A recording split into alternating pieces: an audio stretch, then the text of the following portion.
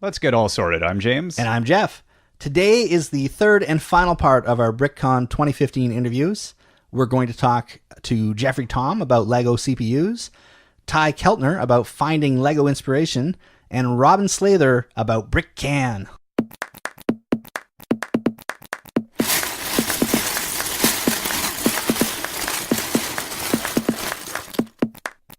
For photos and everything, be sure to visit breakingdads.com. BreakingDads.com? BreakingDads.com.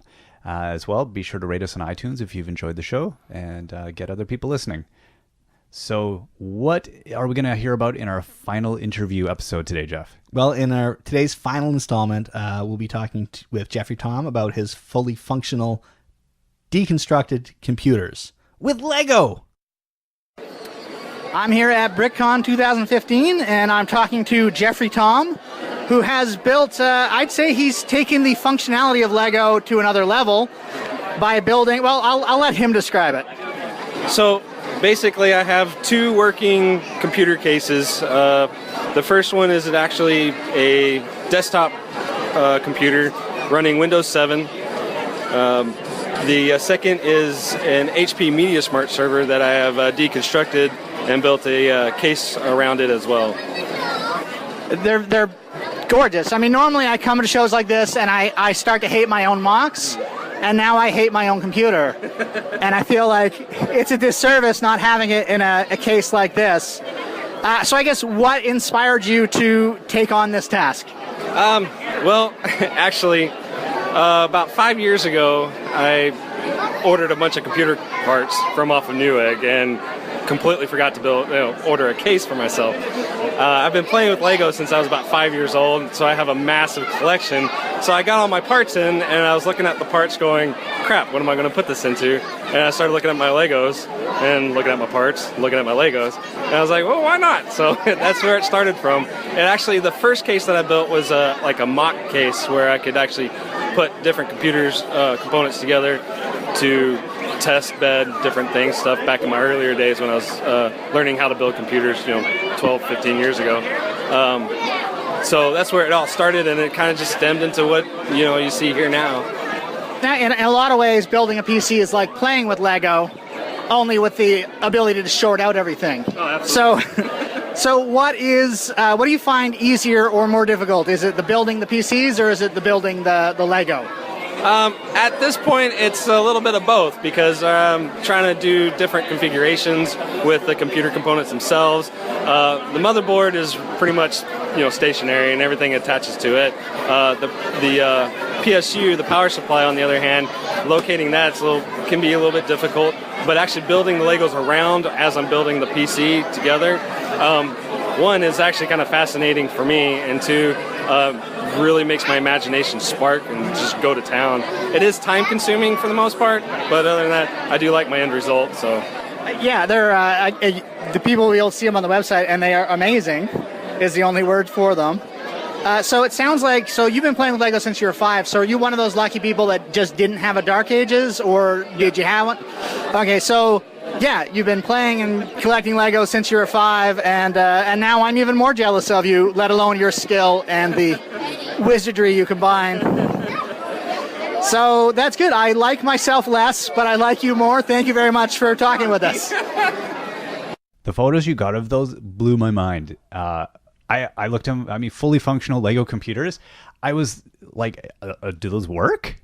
They look functional. They're crazy. Yeah, it did blow my mind a little, because I think they were good LEGO builds, but then you add on that layer of, this is a practical thing, in a sense. Having to think of the logistics of, like, where do I put the power supply? Mm-hmm. How do I not melt all of this stuff?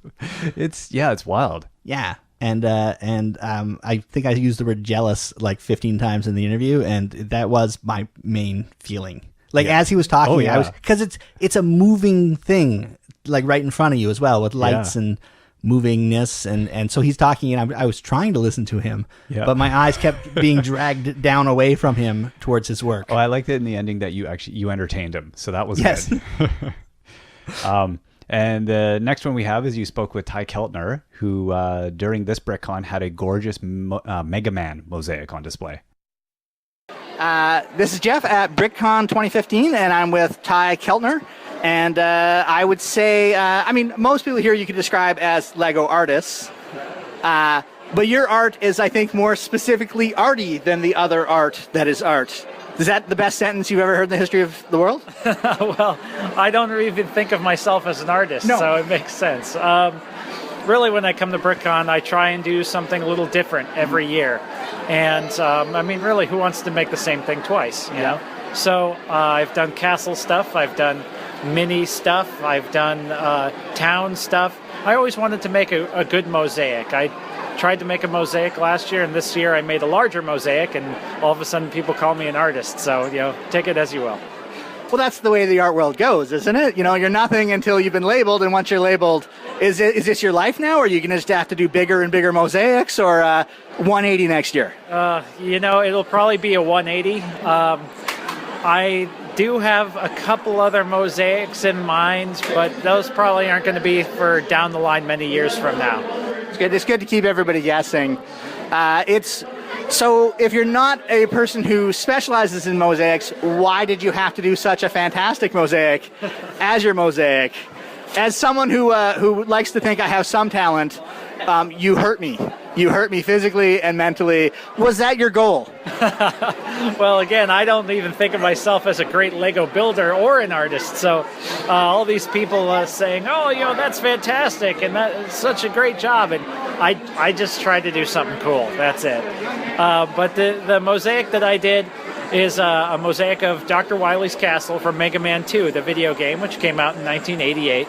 And a couple years ago, I saw somebody did a smaller Zelda mosaic, and I thought that was kind of nifty. But I wanted to do something that was fun and maybe semi-recognizable, at least for people my age.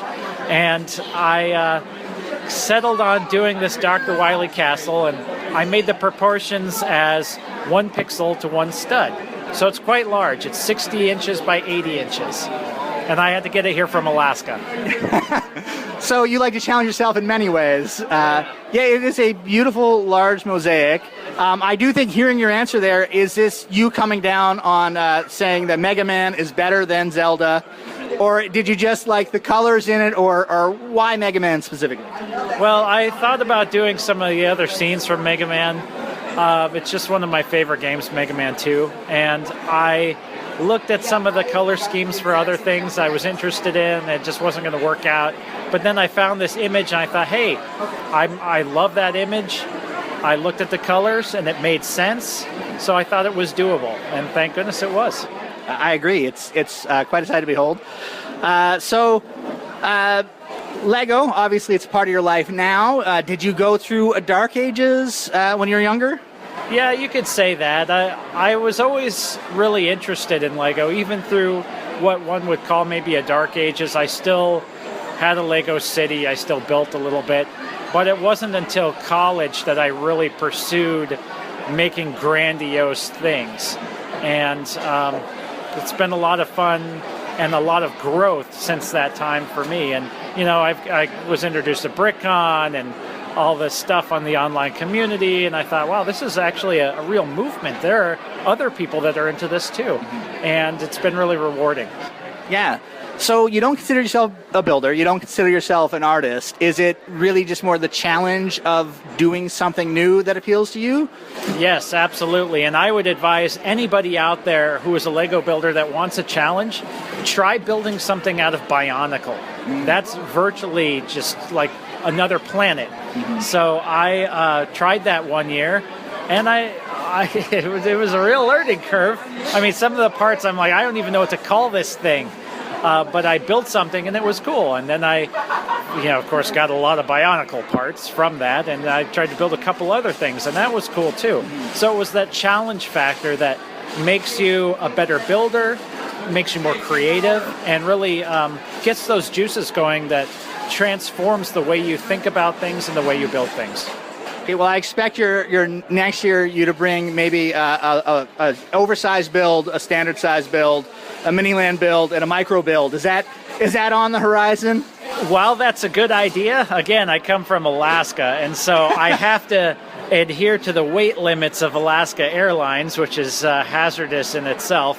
but then I have to rebuild everything after Alaska Airlines destroys it when I get it down here.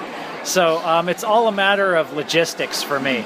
I would love to build tons of things in every category, but I need to find ways to get it to the convention itself. I don't have the advantage of being in Seattle or even on the road system, so I have to do what I can. So maybe a full-size boat that you could just drive down would be the next, I don't know. Somebody's actually done that, so I try to do things also that people don't do. But. Well, excellent. I hope you keep it up for years to come. It's fun to watch. Thank you very much.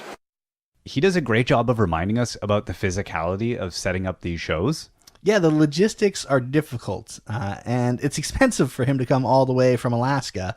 But we're glad he made the journey. It just shows, that extra level of dedication that some of these builders possess. Yeah, I thought it was a pain for people to drive to these things. Yes. That's astounding. It put my driving that I had to do in perspective. I'm like, oh, that's true.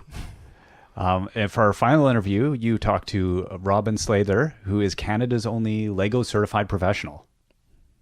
All right, we're down here in BrickCon in Seattle, so of course we're talking BrickCan, which will be happening April 21st to 24th in Richmond, which is exciting to me. I'm talking with Robin Sather, who is involved. Could you tell us a little about yourself? Yes, we're so excited about BrickCan. I am a LEGO certified professional, so in my day job, I actually get to play with LEGO all day too. And I've been doing that for about 12 years. So I decided, you know what, it's time. All of the pieces were coming into place, and all the right people were kind of collecting in the Lower Mainland and on the Vancouver Island. I thought, we're starting to get some heavy hitters here. Let's get a con going. And so the Vancouver LEGO Club, super excited to be involved. Vic Lugg, the Victoria Group, Abby Lugg, the new Abbotsford Group, which I'm a part of. Super crazy excited about getting something started. And so that's what we're doing. We're finally mobilizing all this energy that's been brewing for the past few years, and we're going to put on essentially BrickCon North and calling it BrickCan. I agree. You look at all the Western Canadian LEGO people that show up at all of the cons in big ways, and it's about time. It's definitely overdue. If people were coming to BrickCan, what would they expect to find? Well, we like to think BrickCan is BrickCon with more A. So we're going to Canadianize it a bit. We love the aspects of BrickCon that make it very much community, make it a lot about hanging out with people outside of programmed LEGO events and games and things, which we're going to do, but we're going to have a lot of Vancouver in there. We're situated at the River Rock, which makes it super easy for people to jump on the train and go downtown Vancouver, go to the LEGO store, go to a Toys R Us, go to any number of places. So we want to make sure it's easy for people to connect off with the friends that they don't only see once a year, that they're connecting with on social media, and all the neat stuff that makes BrickCon the con that it is. We want to embody that in BrickCan as well, and then just add the Canadian flair to it. A lot of people that we talked to over the years when talking about just posing the idea of doing a con up there, what would you guys think of coming up to a con in Vancouver? The first response from a lot of people is, I've always wanted to go to Vancouver. So they want to see Vancouver as well, and we want to really promote that as an attraction. In fact, we've got special rates for rooms that are before BrickCan and after. So you could stay literally almost 2 weeks and get the special rate. So you can make a whole vacation out of it. So you're going to see, if you like BrickCon, you're really going to like BrickCan. Right. Yeah, and being in April, that's not a bad time to be in the Lower Mainland. So that's pretty nice. Beautiful time. Yeah. So how about a little about yourself? So you're a LEGO certified professional. So when did your Dark Ages end, and why LEGO, I guess? So for me, I didn't really have a Dark Ages. I had a Dim Ages. I never really stopped. I got a perfect record with LEGO Christmases and birthdays and things. I never really had a time I didn't get LEGO. But I'm an old man, so I was kind of in my prime pre-internet. Right. So, of course, I was the LEGO geek in my family and my friends' circles and stuff, but I really did sincerely think I was one of a handful of people in the world that were like this. And so, which I wasn't proud of, but I didn't exactly flaunt it. It wasn't particularly cool when you're 14 and building with LEGO. It's not cool. back then. Now it's cool. Yeah. You guys have it so lucky now, you 14-year-olds, and can't believe it. Anyway. I'd like to point out I am not 14. Yeah. I'm correct, so didn't mean to say that way, but anyway, that was me. And then, the internet came along, and it was like, oh, angels were singing, and immediately connected with people, even way back on dial-up BBSs and things like that. It was amazing. So it just sparked, as it did with a million different hobbies and interest groups. People found each other. I was one of the first people involved with the Vancouver Lego Club way back at the turn of the millennium. And it just went from there. So I was basically in the club doing more and more Lego stuff. I'm an IT guy originally, so I was self-employed. I could make my own hours, do my own time. And I literally came to a point where around 2004, when I was spending 3, maybe parts of 4 days working as an IT squid, and the rest of the time I was doing Lego. And I'm starting to look at the bank account thinking, okay, something's got to give here. I got to start doing less Lego, or I got to find a way to get paid for it. So I really wanted to do the latter. And so I actually looked around. I didn't really want to move to Denmark, although, Denmark's nice and everything. Didn't really want to move to the U.S. headquarters, which is really the only game in town as far as model building and designing. So I thought, okay, what else could you do? And here I am, we're doing these events. The club would go out and do train shows and go to a library and do this thing at a school because somebody knew the teacher and someone's kids were going there. Did all these little events. And I realized, you know what? There's demand for this. Some people will pay for this.